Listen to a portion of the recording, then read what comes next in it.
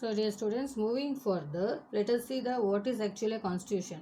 So actually a constitution is nothing but a set of written rules. It will contain the rules and regulation as to fundamental principles which has to be followed by the people of the particular country or the nation.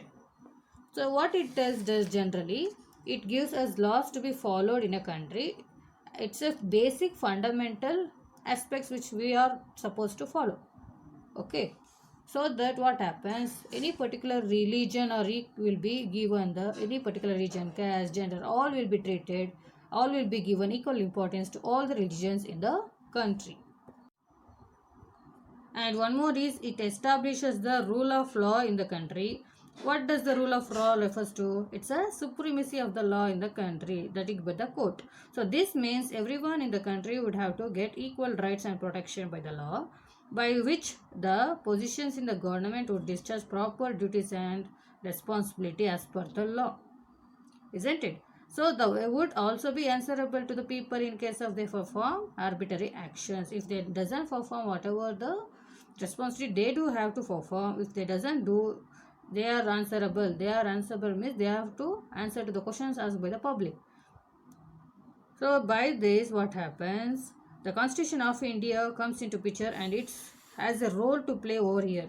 So it's provide equality in the society by prohibiting the discrimination on the basis of various aspects like class, caste, gender, religion and place of birth. So in order to bring into effect the provisions of the Constitution of India, the government passed the Untouchability Offence Act of 1955, and because of what, this act was implemented to remove the untouchability, and also to punishment will be given to the violators of the law in the form of imprisonment, and a fine will be provided.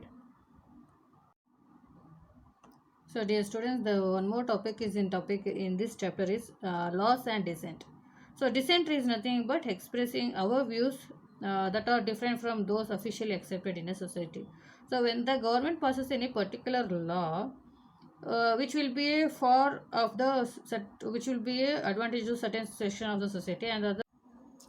So dear students, dissent is nothing but to express our views when the certain laws or the rules which will be implemented for the benefit of the society, where suppose if you are not okay with that such rules and regulation, we can express our dissent. That means our replacement or a retraction or our disappointment against the law. Such kind of right is being given to us in our society. So it is important for analyze the actions which will be undertaken by the government, and if it is false against the rules, we can raise. So dear students, please go through the video. You will have a unit test tomorrow. Thank you.